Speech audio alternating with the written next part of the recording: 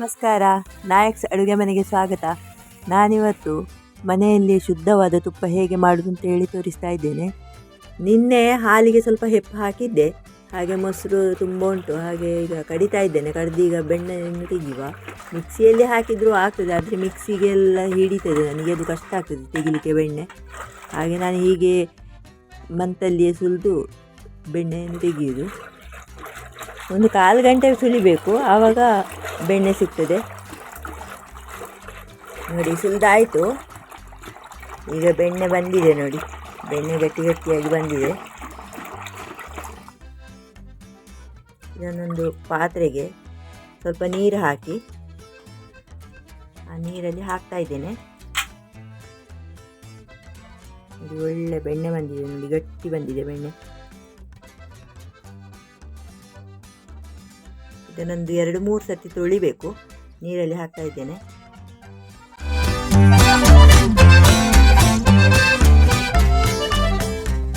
ಬೆಣ್ಣೆ ತೆಗೆದಾಯಿತು. ಇನ್ನು ಮಜ್ಜಿಗೆ ಇರಲಿ, ಮತ್ತು ಊಟಕ್ಕೆ ತಗೊಳ್ಬೋದು, ಇಲ್ಲದಿದ್ದರೆ ಉಪ್ಪು ಹಾಕಿ ಕುಡಿಯೋದಕ್ಕೆ ಒಳ್ಳೆಯದಾಗ್ತದೆ. ನೋಡಿ, ಇವತ್ತೊಂದಿಷ್ಟು ಸಿಕ್ಕಿದೆ. ಇದು ಮೊನ್ನೆ ತೆಗೆದಿಟ್ಟ ಬೆಣ್ಣೆ. ಇದನ್ನು ಒಟ್ಟಿಗೆ ಹಾಕಿ ಬಿಸಿ ಮಾಡಿದರೆ ತುಪ್ಪ ಒಳ್ಳೆ ಪರಿಮಳದ್ದು ತುಪ್ಪ ಸಿಗ್ತದೆ. ಒಟ್ಟಿಗೆ ಮಾಡಿ ಚೆಂದ ಮಾಡಿ ತೊಳೆದು ತೆಗೆಯುವ. ಹೀಗೆ ಮಾಡಿ ಕ್ಲೀನ್ ಮಾಡಿ ತೊಳಿಬೇಕು. ಒಂದು 2-3 ಸರ್ತಿ ತೊಳೆದ್ರೆ ತುಪ್ಪ ಒಳ್ಳೆ ಪರಿಮಳದ್ದು ಸಿಗ್ತದೆ. ಇಲ್ಲದಿದ್ದರೆ ಒಂಥರ ವಾಸನೆ ಬರ್ತದೆ ಅದು. ನೋಡಿ, ತೊಳೆದಾಯಿತು. ಒಂದು ಸಲ ತೊಳೆದಾಯಿತು. ಇನ್ನೊಂದು 2 ಸಲ ಇದೇ ಥರ ತೊಳಿಬೇಕು. ಈಗ ಸ್ವಲ್ಪ ಹಾಲು ಉಳಿದ್ರು ಅದಕ್ಕೆ ಸ್ವಲ್ಪ ಹೆಪ್ಪು ಹಾಕಿ ಸುಲಿದು ಬೆಣ್ಣೆ ಮಾಡಿ ಇಟ್ಟರೆ ಒಂದು 15 ದಿವಸಕ್ಕೆ ಇಡ್ಬೋದು. ದಿನಾಲು ತೊಳೆದು ಇಡಬೇಕು ಮಾತ್ರ. ದಿನಾಲು ತೊಳೆದು ಇಟ್ಟರೆ ಏನಾಗೋದಿಲ್ಲ, ಅದು 15 ದಿವಸ ಉಳಿತದೆ. ಇಲ್ಲದೆ ಫ್ರಿಜ್ಜಲ್ಲಿ ಇಟ್ಟರೂ ಆಗ್ತದೆ.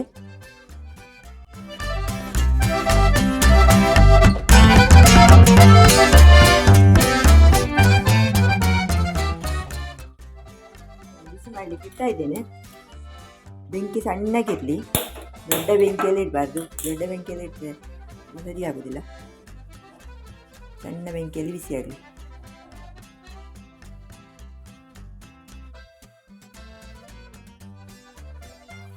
ನೋಡಿ, ಬೆಣ್ಣೆ ಬಿಸಿಯಾಗಿ ಜಿರಿ ಆಗ್ತಾ ಉಂಟು. ಇದು ಜಿರಿ ಆಗೋದು ನಿಲ್ಲಬೇಕು, ಲೆವೆಲಲ್ಲಿ ನಿಲ್ತದೆ. ಆವಾಗ ಅದಕ್ಕೆ ಒಂದು 2 ಹುಡಿ ತುಳಸಿ ಎಲೆಯನ್ನು ಹಾಕಬೇಕು. ಆ ತುಳಸಿ ಎಲೆ ಪಟ ಆಗಿ ನಿಂತ ಕೂಡಲೇ ತುಪ್ಪ ಆಯಿತು ಅಂತ ಲೆಕ್ಕ.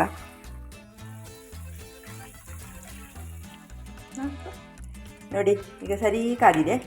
ಇದಕ್ಕೆ 2 ತುಳಸಿ ಎಲೆಯನ್ನು ಹಾಕಿದರೆ ಸರಿ ಕಾದಿದೆ ಅಂತ ಗೊತ್ತಾಗ್ತದೆ ನೋಡಿ.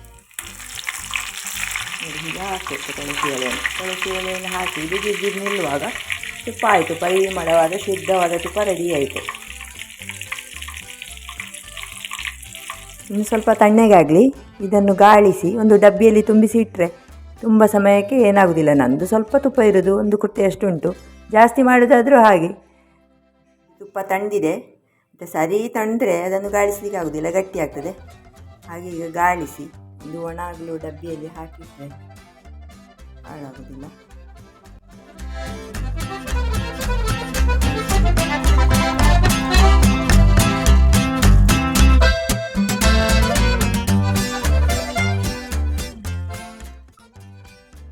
ನೋಡಿ, ಒಂದು 1.5 ಕುಟ್ಟೆಯಷ್ಟು ತುಪ್ಪ ಸಿಕ್ಕಿದೆ. ಒಂದು ತುಂಡು ಬ್ರೆಡ್ಡಿಗೆ ಒಂದು ಅರ್ಧ ಚಮಚದಷ್ಟು ತುಪ್ಪ ಹಾಕಿ ಕಾವಲಿಯಲ್ಲಿ ಬಿಸಿ ಮಾಡಿದರೆ ತಿನ್ನಲಿಕ್ಕೆ ಒಳ್ಳೆಯದಾಗ್ತದೆ. ದೇಸಿ ಹಸುವಿನ ಶುದ್ಧವಾದ ತುಪ್ಪ ರೆಡಿ ಆಯಿತು. ಈ ವಿಡಿಯೋ ಇಷ್ಟ ಆದರೆ ನೀವು ಶೇರ್ ಮಾಡಿ, ಕಮೆಂಟ್ಸ್ ಮೂಲಕ ತಿಳಿಸಿ. ಇನ್ನು ಮುಂದಿನ ವಿಡಿಯೋದಲ್ಲಿ ಸಿಗುವ. ನಮಸ್ಕಾರಗಳು.